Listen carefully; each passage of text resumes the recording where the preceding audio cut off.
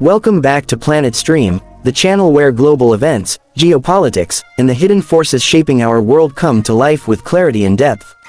Today we dive into one of the most extraordinary developments of the decade, a turning point that could reshape the Middle East and alter the global balance of power.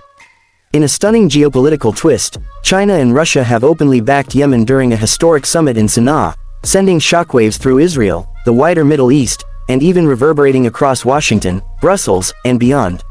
What appears at first as a symbolic gesture may actually represent the first stone in a massive geopolitical avalanche. So stay with us as we unpack the story from its origins to its potential long-term consequences. The streets of Sanaa, Yemen's capital, have seen turmoil, war, and destruction for more than a decade. Yet on this day, the city was transformed into the epicenter of a political earthquake. For the first time in modern history, delegations from both Moscow and Beijing stood side by side in open solidarity with Yemen's leadership. To understand why this is so consequential, we need to trace the roots of Yemen's struggle, the context of global rivalries, and how the stage was set for this dramatic announcement. Yemen has long been described as the poorest nation in the Arab world, but its geostrategic importance is immense. Its coastline hugs the Bab el-Mandeb Strait, one of the world's most vital maritime chokepoints. Through this narrow passage flows nearly 10% of global trade, including oil and gas shipments that keep economies running from Europe to Asia. Control over this strait means influence over global commerce.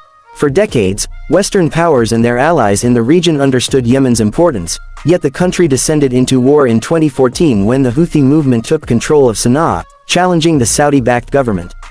The war became a proxy battlefield involving Saudi Arabia, the United Arab Emirates, Iran, and indirectly the United States. Yemen was devastated, millions faced famine, and the world looked away. But now, with this historic summit in Sanaa, the narrative has shifted. China and Russia have calculated that Yemen is more than just a humanitarian tragedy. It is a pivot point in a new global order where traditional Western dominance is contested.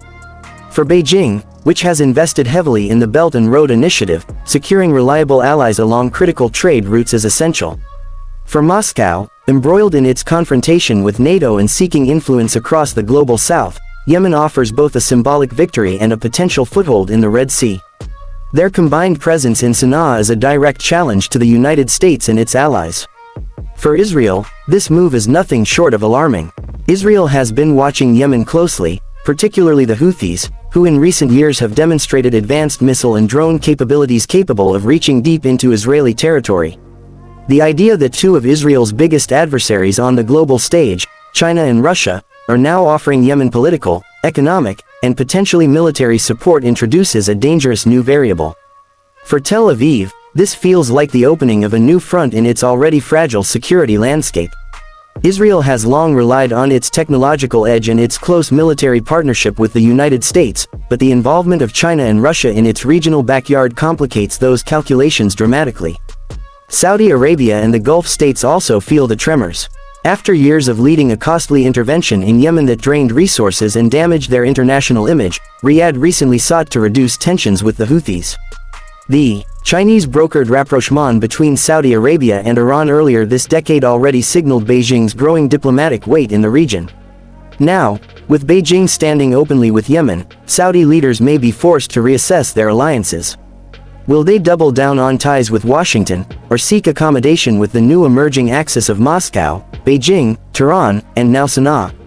In Washington, the mood is one of unease. The United States has maintained a military presence around the Red Sea and the Gulf of Aden precisely to safeguard freedom of navigation. Any foothold by China or Russia in Yemen raises fears of surveillance, bases, and influence that could undercut U.S. naval supremacy in the region. The Pentagon knows that while Yemen itself may not become a superpower, its location makes it a jewel in the global chessboard. A Chinese-built port, a Russian listening station, or joint military exercises with Yemeni forces could shift the balance of power in ways that the U.S. cannot ignore. For the Yemeni people, the summit was portrayed as a moment of vindication. After years of isolation, sanctions, and bombardment, seeing global giants stand beside them sends a powerful message that their struggle has not been in vain.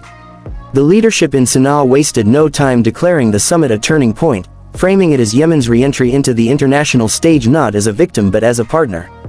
Of course, Critics argue that Yemen may simply become a pawn in a larger game between great powers, but the symbolism remains undeniable. From an economic perspective, the implications are profound. China has hinted at massive reconstruction aid, investments in ports, infrastructure, and energy projects that could transform Yemen's shattered economy. Russia has suggested cooperation in energy exports, perhaps even using Yemen as a conduit for reaching African and Asian markets. If these promises materialize, Yemen could emerge not as a failed state but as a crucial node in Eurasian connectivity.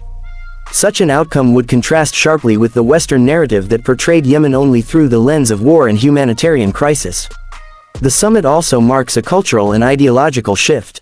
By openly backing Yemen, China and Russia are positioning themselves as defenders of sovereignty against what they describe as Western interventionism. They argue that the Yemeni people have the right to determine their own path without foreign-imposed blockades or airstrikes.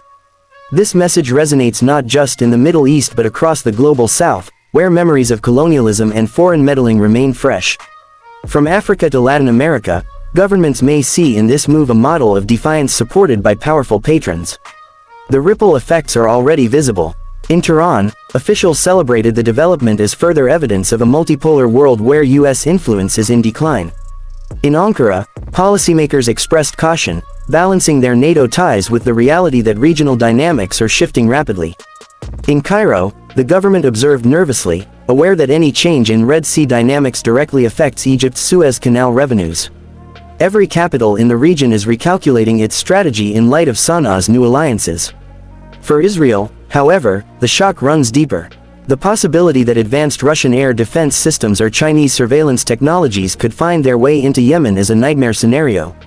Such a development would force Israel to stretch its already thin defense resources, monitoring not only Gaza, Lebanon, and Syria, but also Yemen. The Houthis, emboldened by great power backing, might push their rhetoric and actions even further, presenting Israel with a strategic dilemma it has not faced before. What makes this moment even more striking is its timing. The world is already grappling with multiple crises: the ongoing conflict in Ukraine, tensions in the South China Sea, and energy instability. Into this chaotic backdrop enters Yemen, not as a footnote but as a central player. China and Russia are effectively telling the world that no corner of the globe is too small to matter, and that they are ready to challenge US dominance wherever it exists. The question now is whether this alignment is symbolic or substantive. Will China and Russia limit their support to diplomatic recognition and investment pledges, or will they translate it into military cooperation, arms deals, and intelligence sharing? History suggests that once great powers commit publicly, they rarely retreat. The mere presence of their delegations in Sanaa signals a commitment that goes beyond words. Looking ahead, we can expect a gradual but steady buildup of influence. Chinese companies may begin surveying ports for potential expansion. Russian advisors may start coordinating with Yemeni security forces under the pretext of training. Joint statements about sovereignty and multipolarity will continue to flow. Each small step will accumulate, reshaping Yemen's international status. Yet, the risks are equally high. If Washington and Tel Aviv perceive Yemen as a new outpost of their rivals, they may escalate countermeasures. Sanctions, covert operations, or even military strikes could return Yemen to the headlines for all the wrong reasons. The danger of miscalculation looms large, particularly in such a volatile region where multiple conflicts intersect. For ordinary Yemenis, the hope is that this geopolitical shift translates into peace, reconstruction, and dignity. For too long, their country has been synonymous with suffering. If foreign backing can finally end the war and rebuild homes, hospitals, and schools, then perhaps this moment will be remembered as a turning point not just for global politics but for human lives. As we close this analysis, one truth stands out: the world is no longer the same. The historic summit in Sanaa has confirmed what many have suspected, that the unipolar order dominated by the United States is giving way to a multipolar reality where China and Russia are assertive, strategic, and willing to project influence far beyond their borders. Yemen, once dismissed as peripheral, has become a frontline in this struggle for the future of global power. This story is not over. It is only beginning. The decisions made in the coming months, whether by Beijing, Moscow, Washington, Tel Aviv, Riyadh, or Sanaa, will determine whether this stunning twist leads to peace and reconstruction or to new cycles of confrontation and instability. Thank you for watching Planet Stream, where we break down the forces shaping tomorrow's world today. If you found this deep dive informative, Don't forget to like, share, and subscribe, because the global landscape is shifting faster than ever, and we'll be here to guide you through every turn. Until next time, stay informed, stay aware, and stay tuned to Planet Stream.